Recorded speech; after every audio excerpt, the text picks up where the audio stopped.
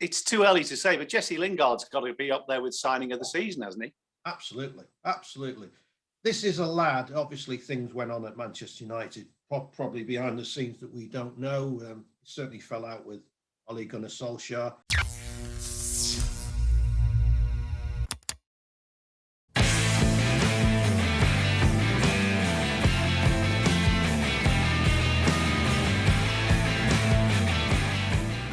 We really hope you like this video.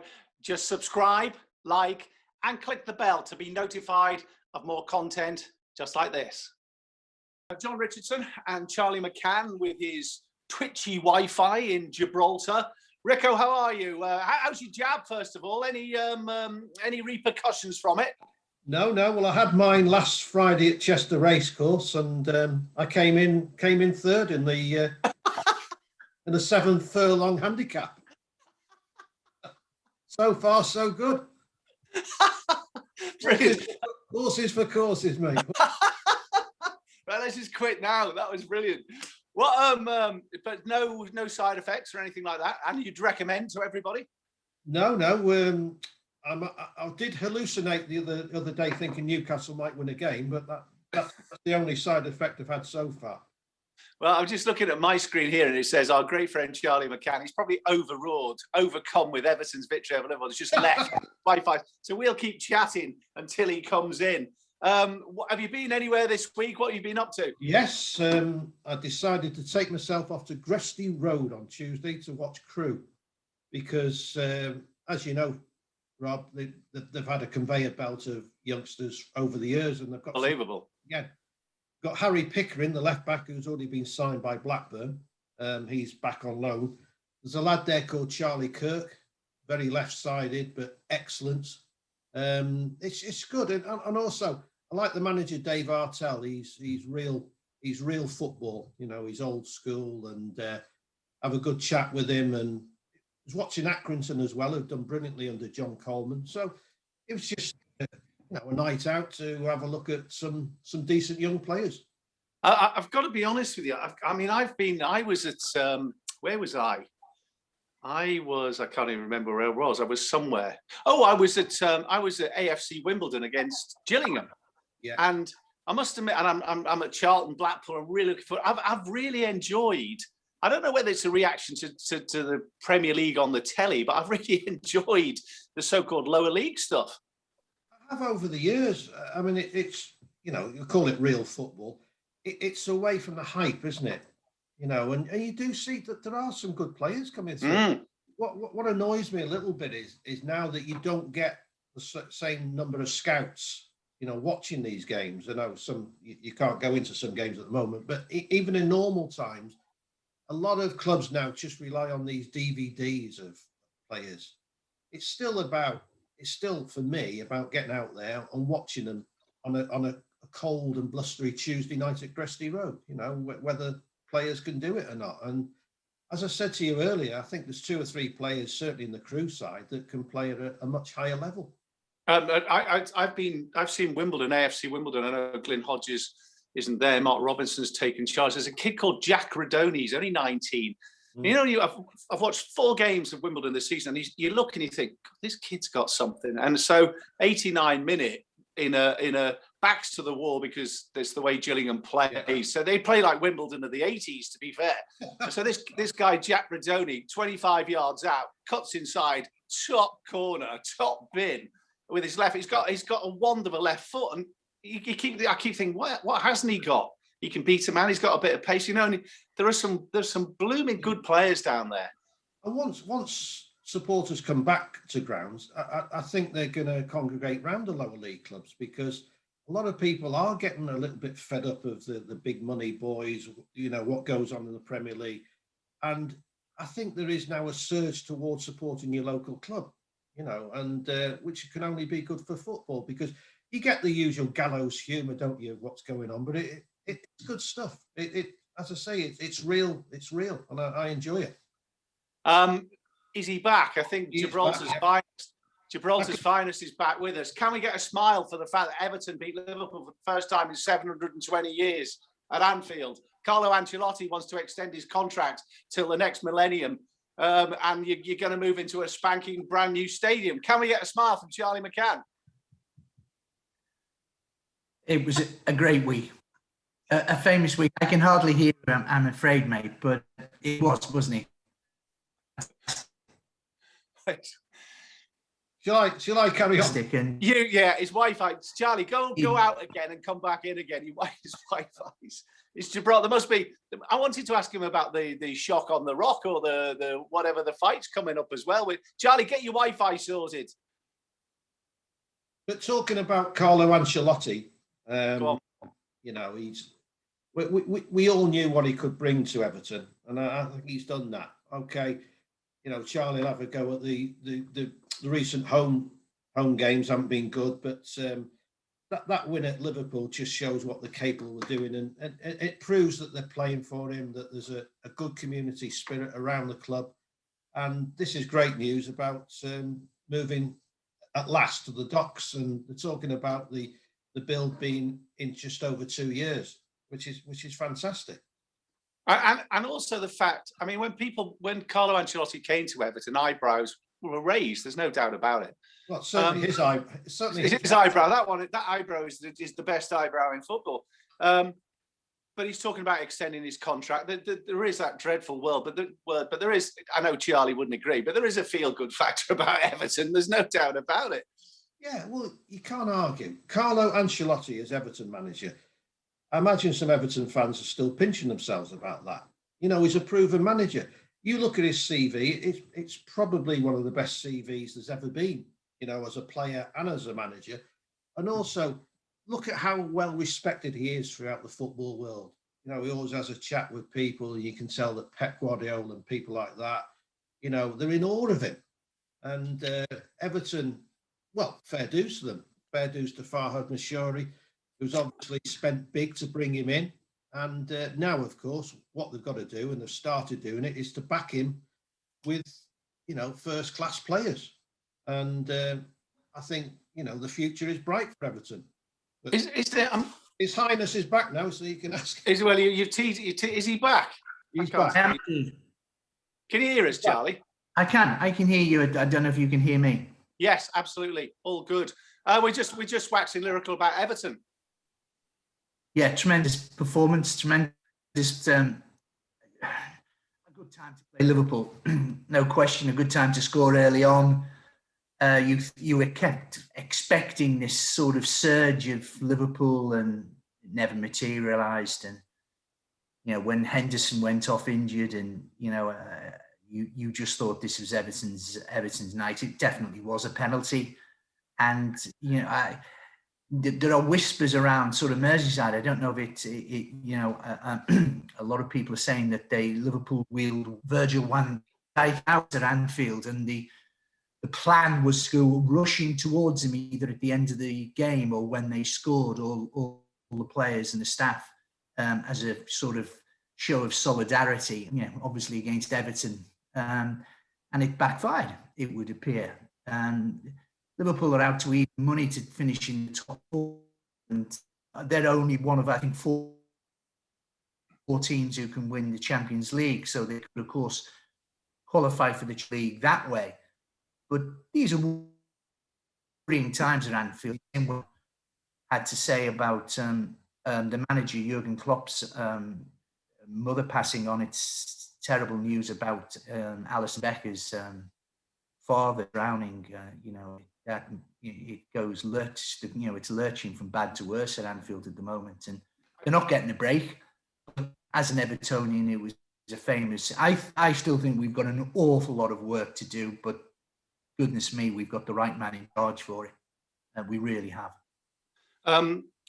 Rick, I was going to say to you that not as such, it seems glib to say never rains, it pours, but for Liverpool this season, you know, when things aren't going right, you know, Henderson is out and it pales into insignificance. Just the season where, you know, Jurgen Klopp, as Charlie says, his mother dies, and there's dreadful news about Alisson Becker's father.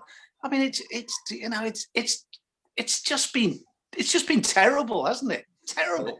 Obviously, that puts football into perspective, doesn't it? Yet again, and our thoughts are with him. It must be shocking. And also, especially when you're on the other side of the world when something like this happens. Obviously, I imagine he's going to go back and he'll be away for a week or so, and you just feel for him. You feel for Jurgen, of course, losing his mother. On the football side of things, as you say, it goes from bad to worse. Jordan Henderson is out till April with this groin. He's had a groin operation, which he's going to be a huge miss. Massive miss, because his leadership qualities, I think, are underrated. Playing at the back, you miss his midfield drive, you miss his leadership. So yeah, it is a blow. I mean, okay, they play Sheffield United, don't they, on Sunday? You expect them to bounce back there. If they don't bounce back there, they never will. But they're well off the pace, and as Charlie says, they're now fighting to finish in the top 4. I think the highlight for me, I mean, there were some unbelievable goals. We're talking about Dele Alli, Gareth Bale, and the English performances in Europe. But Diego Simeone's hair, to me, is, I don't know how many wonders of the world there are, but that's leapt into a wonder of the world. I mean, Joachim Löw of Germany always sort of seemed to me to be the man in pole position, but Diego, I mean, it's just incredible. The only thing is, he's not gelling it as much as he used to. He did used to be like the man from CNA, didn't he, with all the gel hair. But yeah, I mean, hey, he can afford it. He's the highest paid manager in the world. Is he really? Yeah, I understand he's not too short of £25 million a year. Almost as much as we're all on, eh, Charlie? Almost as much as Charlie won this week on his 25-1 each way shot. Hey, what happened to Shake Him Up Harry, by the way, whatever it was? It missed the break and ran on really well. Only into, I think, 7th or 8th. Don't give up on it, seriously. Right. But it had to lead, and about 6 or 7 others wanted to lead, and it was start. And don't think Daryl Jacob will think it was his finest hour, but don't give up on it. No, right. We did put up in the one of the 8 ones, but no, please don't give up on that. On Shake Him Up Harry, probably, he's running 2 big field handicaps. So no, he's quite good. Listen, he's quite good. Harry will get his. Don't worry about it. Listen, we're going to have to give up on Charlie's Wi-Fi. He's absolutely brilliant, as usual, and we love him dearly. But his Wi-Fi is hopeless. No. Charlie, keep practicing. I'm going to go back to Rico because it's just... Okay, man. All right, I'll speak to you. Charlie, take care. Am I now on overtime? Yeah, you're on double bubble. What's he like? It's a 25-1 each way shot and can't afford 10p for the meter. I know. Well, the only thing was, with Shake 'em Up Harry, I told everybody. Yeah. I'm not the most popular. Well, to be honest with you, that's racing for you. That's why I'm not a gambler. Right, where are you the weekend? What do you got your eye on the weekend? I mean, Manchester. Let's talk about Pope Pepper, as you call him. Yeah. I mean, astonishing, really. 19 wins. He's reinvented the wheel again. Well, he hasn't reinvented the wheel. He's just got more money to spend than anybody else. And to be fair, Manchester City have spent well, But Pep himself very honestly said, and fair dues to him this week, he was asked about, what's the secret for your success at the moment, this fantastic run.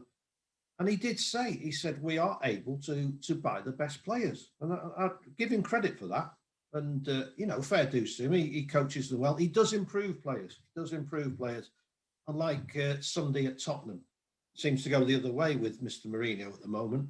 But yeah, Pep, I hold my hat up to him, tip my hat to him. He's what I like about him, to be fair, is he goes for every competition. Yes. He doesn't sully the FA Cup. He plays his strongest side. He's done it with the League Cup because of the League Cup final. It's always a strong City side, unlike some of his colleagues who sort of take a snoop at these competitions. So no, fair dues to him. It's too early to say, but Jesse Lingard's got to be up there with signing of the season, hasn't he? Absolutely, absolutely. This is a lad. Obviously, things went on at Manchester United, probably behind the scenes that we don't know. He certainly fell out with Ole Gunnar Solskjaer, but this is a lad who has got talent. Who, to be fair to him, went to West Ham and has delivered. It was like he's been frustrated. He's hardly had any football this season, and he's made up with it with a vengeance. And a lot of other clubs wanted to bring him in on loan. Leicester did, Newcastle did. He's gone to West Ham. Obviously, he knows David Moyes. David Moyes trusts him, and he's repaid it. And he's been the best player over the last few weeks. And West Ham have been, well, amazing, really, in many respects. I mean, who would have backed West Ham to be in the top four? They've got a chance. People keep on thinking they're going to slip out of it, but they're still there. It's difficult to argue with Pep Guardiola as manager of the season, but if it's not him, it's David Moyes, isn't it? David Moyes, yeah. I'm a big Brendan Rodgers fan. I think Brendan Rodgers, I know they went out as the Europa League. I don't think that's a bad thing for them, to be honest. I think, I know it's a cliche, but I think they can now really concentrate on getting a place in the top four. And they've got a good chance of finishing second. So I wouldn't rule out Brendan Rodgers as my manager here. But also, yeah, David Moyes has done a great job. And a lot of people think, he was a busted flush. He took on the poison chalice at Manchester United. Things didn't work out for him there, but there's reasons. He didn't get the players he wanted. And then, of course, he failed miserably, really, at Sunderland. I think that set him back. But he's reinvented himself. He did very well first time around at West Ham, and I thought was very unlucky not to be taken on. But they brought in Pellegrini, who I think spent, was it 170 million? Wasted the money. David Moyes has brought the team together, playing good football. I think we've talked about him before. Rob, Declan Rice has been a major inspiration for that side. He's looking a real player. He's developed. They've managed to ward off the advances of Chelsea. Frank Lampard was desperate to sign him. Maybe that's gone now that Frank's gone. But yeah, David Moyes has done a terrific job, and I'm pleased because David Moyes. I know David Moyes. He's great to deal with. I think he's had a bad press at times. I don't think people have got to know the real David Moyes. We're lucky that we do. We've known him years, and he's a top football guy. I'm really pleased for him. We can't finish without looking at the bottom. I've got to be honest with you. I mean, I know Charlie would be going mad, but I think Sam Allardyce has really changed West Brom. I think West Brom will beat Brighton at the weekend. I think they've been I've watched them very closely and I've chatted to him. I think they've been unlucky. They were unlucky against Burnley with 10 men. They got a draw against Manchester United. I mean, you've got Brighton who are, as we've said all season, brilliant to watch, but just can't finish. I mean, the Crystal Palace game was just unbelievable. Did you see the game? I mean, that was unbelievable. I like watching them. I like watching both the sides. I like watching Brighton. I like watching Palace. But these can't score goals, Brighton. I mean, the chance after chance. There were 25 chances. And, it's 1-1, isn't it? You're really disappointed for them. They're not going to get anything more than a point. And suddenly Christian Benteke comes up with a worldie at the end to snatch you. And that is football. I think it's the only sport that I can think of where, you just run off the ground, but you can still win games because this thing in football is putting that ball in the back of the net. And by the way, West Brom can score goals, and that you're right. That is a major difference. That's why they've got a bit of a chance. Okay, we'll finish with Newcastle against Wolverhampton Wanderers. I'm looking at the table here. And the gap, you see, I think Fulham all along have had a chance of getting out. You're 3 points ahead of Fulham. I think Burnley are out of it. It's Brighton, Newcastle, and Fulham. With a late run from West Brom, winning 10 in a row. On Sheffield United. No, I think with Newcastle, as I keep on saying, if they play on the front foot, they've got a chance. If they try and be defensive, they've got no chance. I mean, on paper, you know, you don't fancy them against Wolves, but I've got a sneaking feeling they'll pull one out of the hat. They are capable of pulling one out of the hat. I fear for Brighton because, as we say, Rob, they can't score goals. You know that they are great to watch. They come forward, you know, 5 or 6 players at a time, but they haven't got that clinical finishing power, which you need. And Fulham, I still think in the end Fulham will miss out. I think Scott Parker's doing a hell of a good job. They've got a chance, obviously, but I think just the end of the day, well, fingers crossed, as far as Newcastle are concerned, it might be too much for them. But I'm at Leeds tomorrow, Leeds against Aston Villa, and I Brilliant. Can't wait for that one because Leeds have just been a breath of fresh air. Been fantastic to watch. Rico, listen, thanks. A solo performance. No help from our poor old Charlie. Yeah, Mr. Gibraltar on the rock. Any chance? Rico, thanks a lot, mate. Have a great weekend. We'll see you next week. Cheers, Rob. All the best. Cheers, pal.